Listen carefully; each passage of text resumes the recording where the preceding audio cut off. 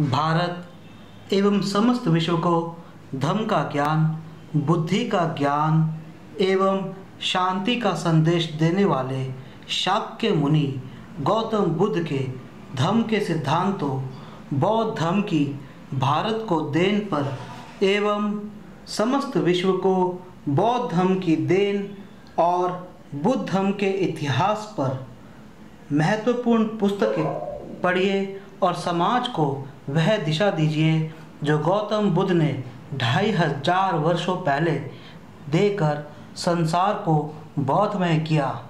पुस्तकें खरीदने के लिए संपर्क करें निखिल सबलानिया, नई दिल्ली। मोबाइल नंबर हैं 852-7533-051 अथवा 901-330-6236। एक बार दोबारा सुनिए 852-7533-051 अथवा 9133-06236।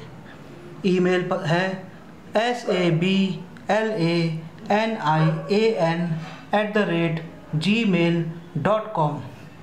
अधिक जानकारी के लिए हमारा फेसबुक पेज लाइक करें, डॉक्टर B.R. अम्बेडकर बुक्स।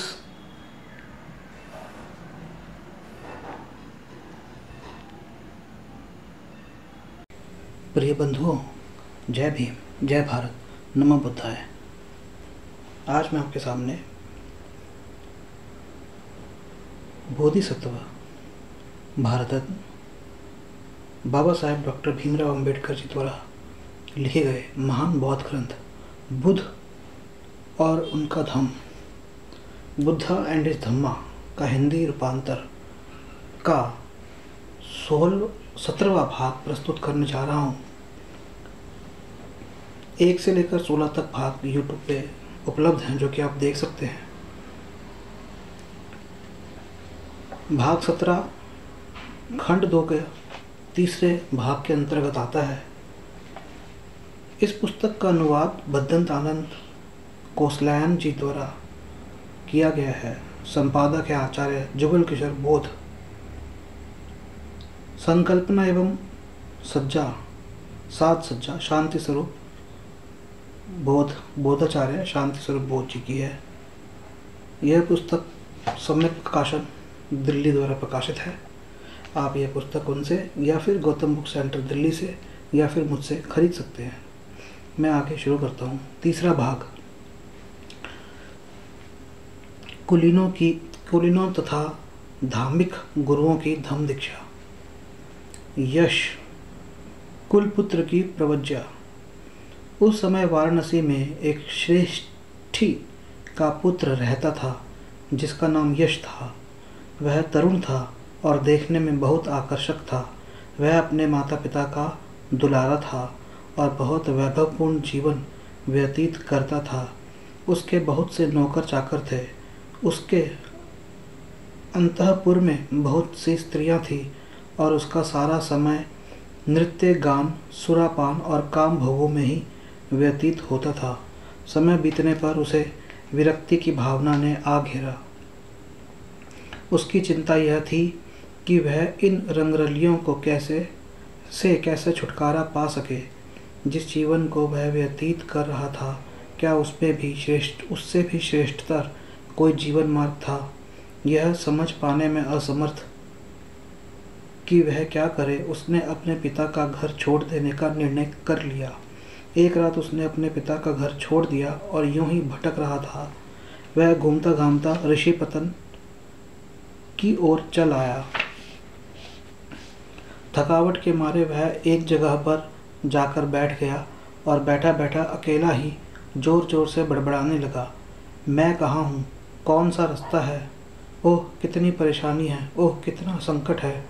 यह घटना उसी रात को घटी जिस दिन तथागत ने ऋषिपतन में पंचवर्गीय भिक्षुओं को अपना प्रथम उपदेश दिया था। ठीक उसी समय जब यश ऋषिपतन की ओर बढ़ता हुआ, देखिए ये जहाँ पर है ऋषिपतन, उस स्थान को कहेंगे जैसे हम सारनाथ बोलते हैं। ऋषिपतन वह स्थान जहाँ पर धम्म दीक्षा दी गई थी। ठीक उस समय जब ऋषि पतन की ओर बढ़ता हुआ चला आ रहा था, ऋषि पतन में ही विराजमान तथागत बहुत सवेरे उठकर खुली हवा में चंक्रमण कर रहे थे, अर्थात टहल रहे थे।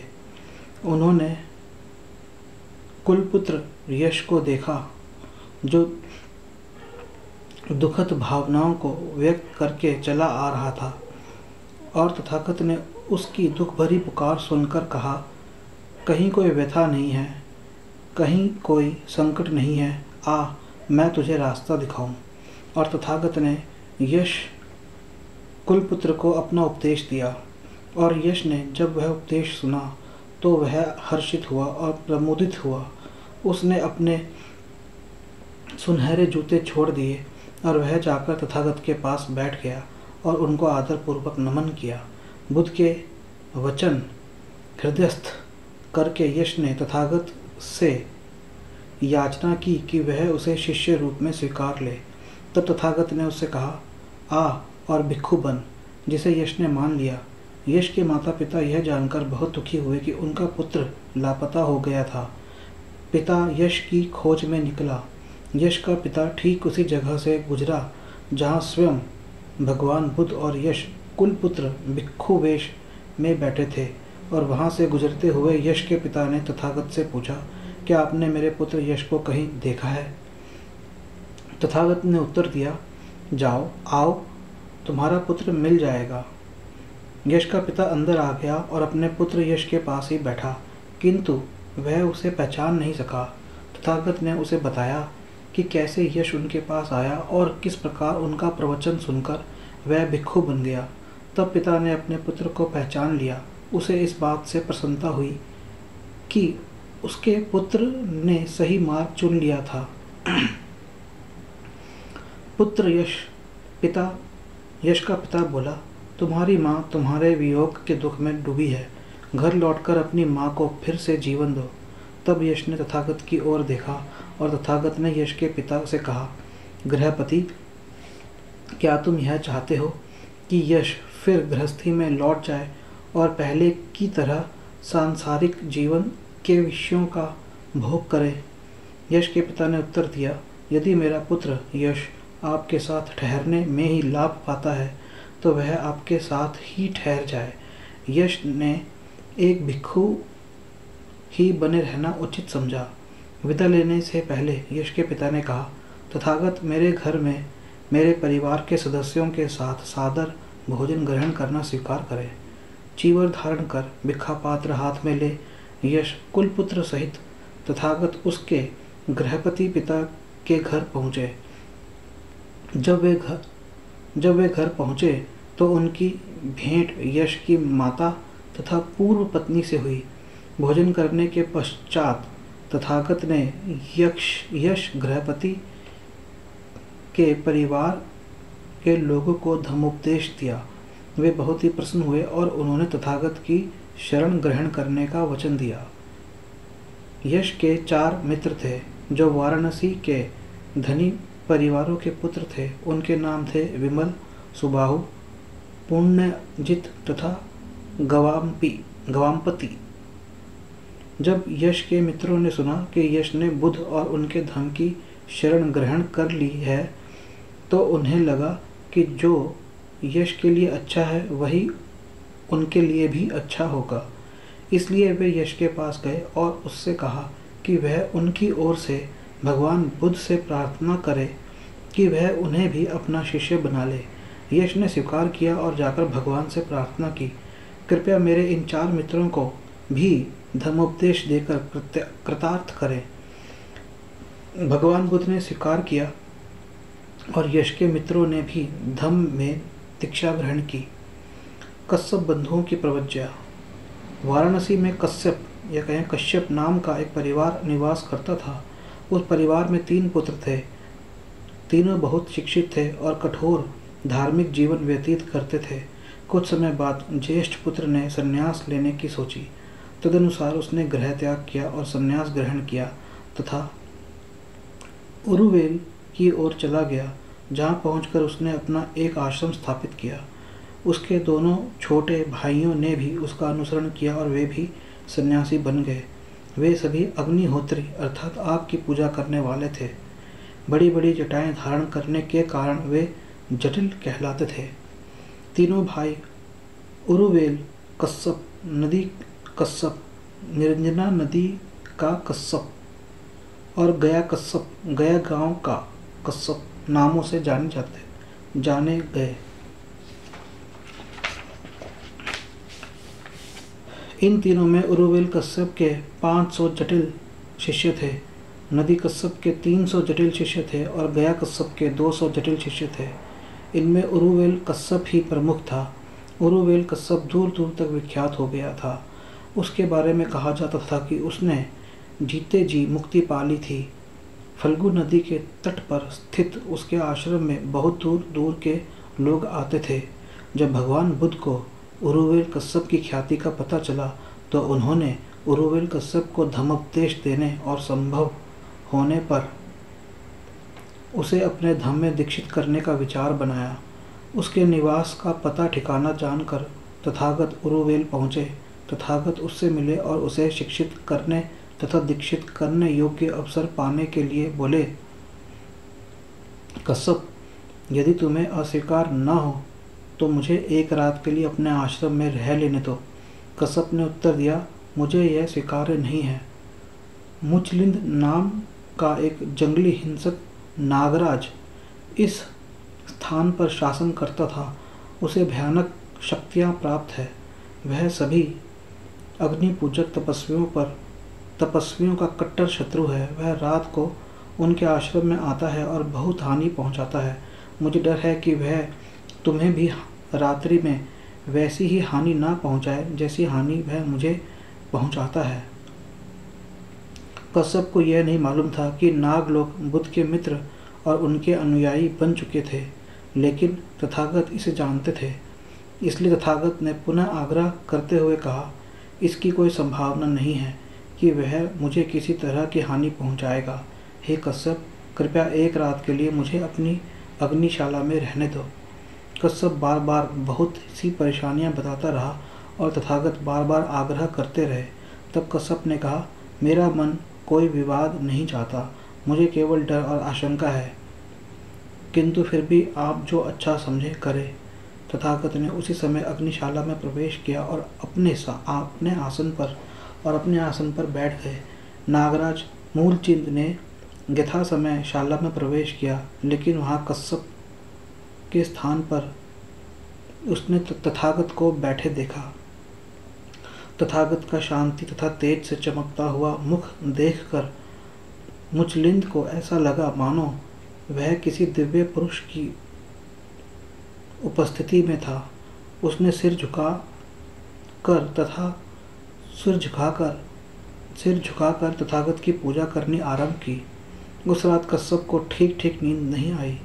वह यही सोचता रहा कि उसके अतिथि के साथ क्या बीती होगी। इसलिए वह बड़ी आशंका के साथ भयभीत होकर यह सोचते हुए उठा कि शायद उस रात उसके अतिथि को जला दिया गया होगा। प्रातः काल कश्यप और उसके अनुयायी देखने के लिए आए। मूलचंद द्वारा भगवान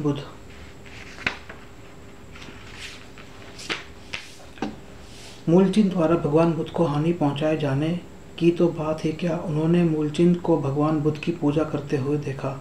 इस दृश्य को देखकर कश्यप को लगा कि वह कोई बड़े चमत्कार के दर्शन कर रहा था। उस चमत्कार से प्रभावित होकर कश्यप ने भगवान बुद्ध से प्रार्थना की कि वह वहीं एक आश्रम बनाकर रहे और वह स्वयं उनकी देखभाल करेगा। भगवान बुद्ध ने वहाँ ठहरना स्वीकार किया, लेकिन दोनों के भिन्न उद्देश्य थे। कश्यप का उद्देश्य था मूलचंद नागराज के विरुद्ध सुरक्षा प्राप्त करना और भगवान बुद्ध सोच रहे थे कि एक न एक दिन उन्हें कश्यप को धम्मोपदेश देने का अवसर मिलेगा ही। लेकिन कश्यप ने कभी ऐसी कोई रुचि प्रकट नहीं की। उसने सोचा कि तथागत केवल एक चमत्कार करने वाले के अतिरिक्त और कुछ नहीं है। एक दिन तथागत ने स्वयं ही पहल करने की सोची और कश्यप से पूछा, क्या तुम अर्हत हो यदि तुम अर्हत नहीं हो तो यह अग्निहोत्र तुम्हारा क्या कल्याण करेगा? कश्यप ने कहा, मैं नहीं जानता कि अर्हत होना क्या होता है, क्या आप कृपा करके मुझे समझाएंगे? तब भगवान ने कश्यप से कहा, अर्हत वह होता है, जरा ध्यान से सुनिएगा, अर्हत वह होता है जिसने उन सभी मनोविकारों को जीत लिया है जो आर्य अष्टांगिक मार्ग का पालन करने में बाधा पहुंचाते हैं। अग्निहोत्र किसी को पाप मुक्त नहीं कर सकता। अग्निहोत्र अर्थात अग्नि की पूजा किसी को पाप मुक्त नहीं कर सकती। जैसे हम देखते हैं कि भारत में यज्ञ होता है जो कि ब्राह्मणों या कहीं विदेशी आर्यों द्वारा किया जाता है, क्योंकि यह माना जाता है कि ब्राह्मण या कहीं विदेशी आर्यन यज्ञ की पूजा करते थे। तो वही बुद्ध कह रहे हैं कि यज्ञ से पूजा करते हैं, अर्थात अग्नि की पूजा करते हैं, अग्नि की पूजा से पाप मुक्त नहीं हो सकते। कश्यप यूं तो अभिमानी व्यक्ति था, लेकिन उसने तथागत के तर्क की शक्ति का अनुभव किया। उसने अपने मन को सुस्पष्ट तथा समर्पित करके अंत में उसे इस योग्य बना लिया कि वह धम्म को स्वीकार कर सके। उसने माना कि उसका अल्प ज्ञान संसार ख्याति के ज्ञानी भगवान बुद्ध की बराबरी नहीं कर सकता था। उसने माना कि उसका अल्प ज्ञान संसार ख्याति के ज्ञानी भगवान बुद्ध की बराबरी नहीं कर सकता था, और इस प्रकार अंत में सभी संदेह को मिटाकर उरुवेल कश्यप ने तथागत के धम्म को स्वीकार किया और उनका अनुयायी हो गया। यहाँ पर मैं एक जो मेरे को एक तथ्य पता लगा है वह यह है कि 90% ब्राह्मण बौद्ध बन चुके थे बुद्ध के काल में। अपने गुरु के अनुगामी बन कश्यप के सभी शिष्यों ने भी विनम्रता पूर्वक सद्धम ग्रहण किया। इस प्रकार कश्यप और उसके सभी शिष्य दीक्षित हो गए। तब उरुवेल कश्यप ने अग्निहोत्र के अपने सभी बलि पात्र आदि उठाकर नदी में फेंक दिए, जो नदी की धारा के ऊपर पानी में तैरते हुए नीचे की ओर बहने लगे। नदी कश्यप और गया कश्यप ने, जो नदी के नीचे की ओर रहते थे, अग्निहोत्र के सामान और वस्त्रों को नदी में इधर उधर बहते जाते देखा तो वे बोले, यह सारा सामान हमारे भाई का है, उसने इसे क्यों फेंक दिया? कोई ना कोई असाधारण घटना घटी होगी। वे बहुत दुखी हुए और बेचैन हुए। उन्होंने अपने 500 अनुयायियों सहित वे अपने भाई से मिलने के लिए नदी की धारा के ऊपर की ओर चल पड़े। सभी अनुयायियों सहित अपने भाई को श्रमण वेश धारण किए हुए देखकर उनके मन में नाना तरह के अजीब से विचार उठे और उन्होंने इसका कारण जानना चाहा। उरुवेल कश्यप ने उन्हें बताया कि उसने किस प्रकार बुद्ध के धम्म को अंगीकार कर लिया था। वे बोले, जब हमारे भाई ने बुद्ध के धम्म को स्वीकार कर लिया है तो हमें भी उनका ही अनुसरण करना चाहिए। उन्होंने अपने बड़े भाई को अपनी इच्छा से अवगत कराया।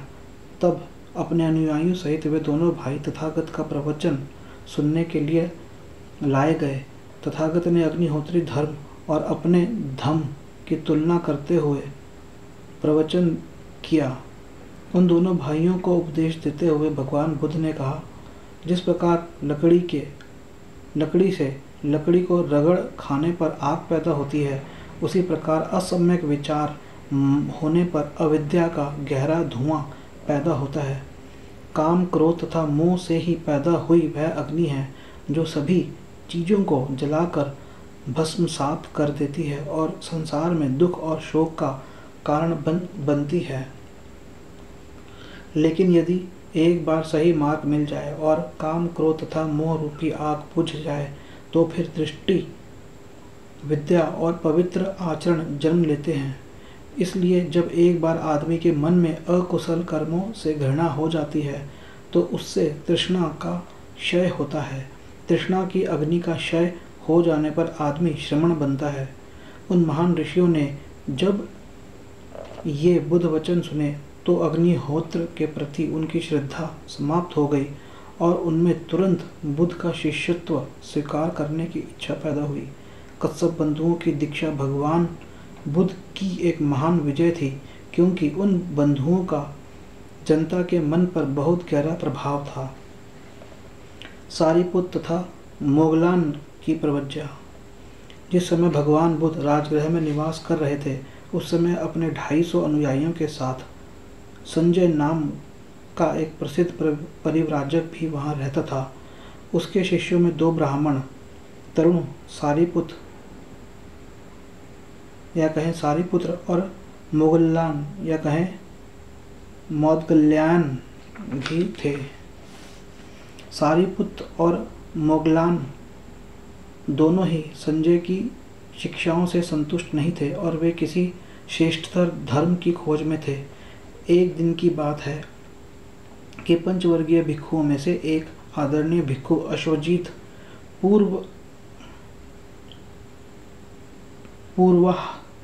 पूर्वाहन ने अपना चीवर पहन तथा पात्र हाथ में ले भिक्षाटन करने के लिए राजगृह नगर में प्रविष्ट हुए।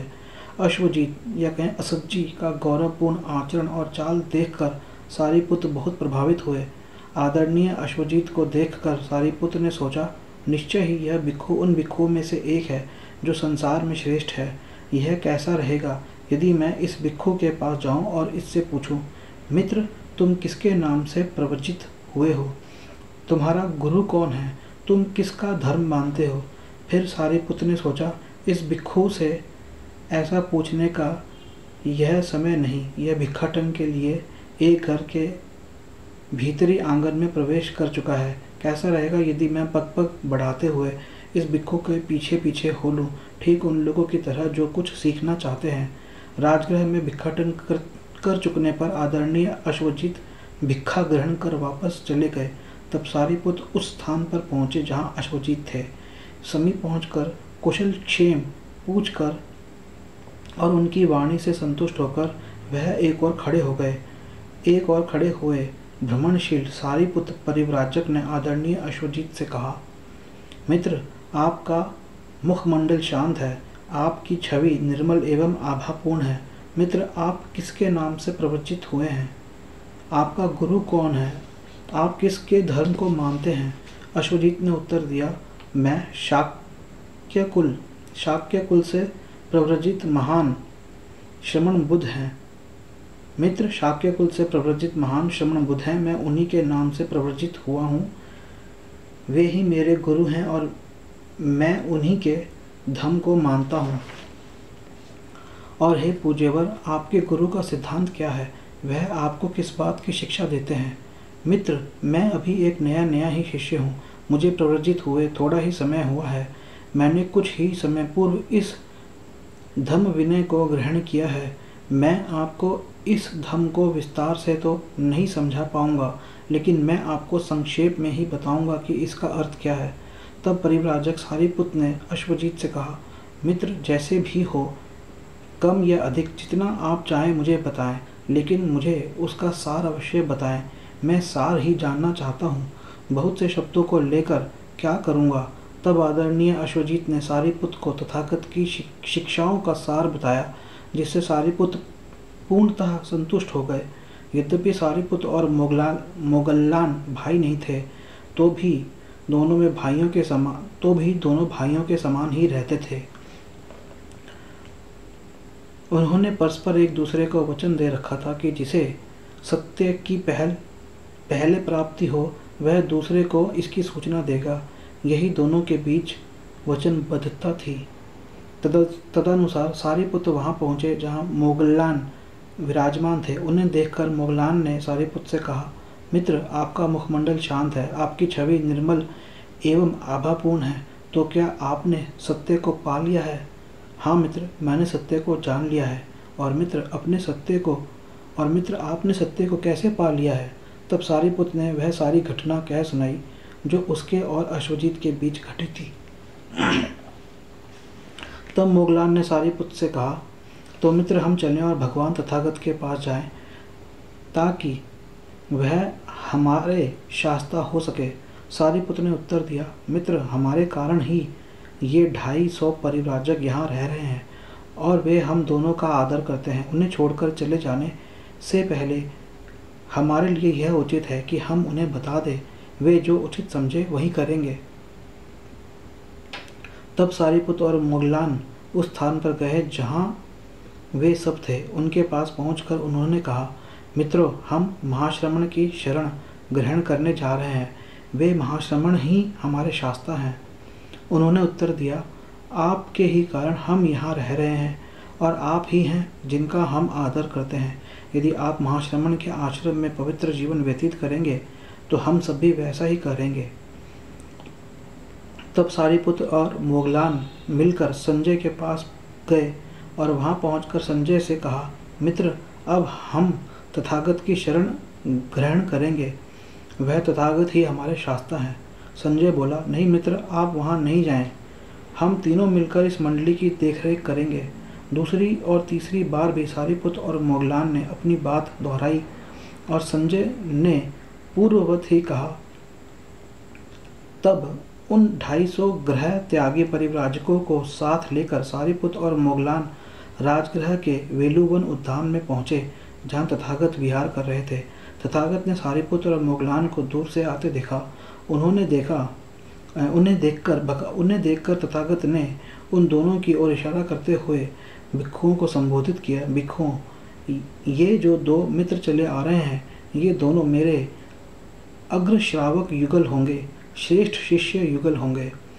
जब वे वेलुवन में पहुंचे तो वे वहां गए जहां तथागत विराजमान थे। वहां पहुंचकर उन्होंने तथागत के चरणों में सिर झुकाकर प्रणाम किया और तथागत से याचना की, भगवान, हमें आपसे प्रव्रज्या मिले, उपसंपदा मिले। तब भगवान ने प्रव्रज्या को इंगित करते हुए धम्म दीक्षा के सामान्य शब्द कहे, भिक्षुओं आओ, एहि भिक्षवे। और इस प्रकार 250 जटाधारियों सहित सारीपुत्र और मोगलान भी भगवान बुद्ध के शिष्य बन गए। इससे आगे का भाग 18 में करेंगे। जय भीम, जय भारत, नमो बुद्धाय। भारत के संविधान निर्माता, दलित, आदिवासी एवं पिछड़े समाज के संरक्षणकर्ता, भारत रत्न बोधिसत्व बाबा साहेब डॉक्टर भीमराव अंबेडकर जी द्वारा लिखी गई पुस्तकें, उनके द्वारा लिखे गए भाषण एवं लेख खरीदने के लिए संपर्क करें निखिल सबलानिया, नई दिल्ली। फ़ोन 852-7533-051 एवं 901-330-6236। इसके लिए आप ईमेल भी कर सकते हैं। ईमेल है sablanan@gmail.com। पुस्तकें आप दिल्ली में आकर या कहीं भी डाक द्वारा प्राप्त कर सकते हैं। अधिक जानकारी के लिए हमारा फेसबुक पेज लाइक करें, doctor BR Ambedkar books. Bharat के संविधान निर्माता, दलित, महिला, आदिवासी एवं पिछड़े वर्ग के संरक्षणकर्ता, बोधिसत्व बाबा साहेब डॉक्टर भीमराव अंबेडकर जी की राष्ट्र सेवाओं, राष्ट्र को योगदान, शिक्षा को योगदान व बौद्ध धर्म को योगदान पर और उनके करीबी व अन्य लेखकों की बाबा साहेब पर लिखित पुस्तकें पढ़ें और समाज एवं राष्ट्र को अम्बेडकरमयी बनाएं। पुस्तकें खरीदने के लिए संपर्क करें निखिल सबलानिया, नई दिल्ली। मोबाइल 852-7533-051 अथवा 901-330-6236। ईमेल है sablanan@gmail.com। अधिक जानकारी के लिए संपर्क करें Facebook page doctor BR Ambedkar books.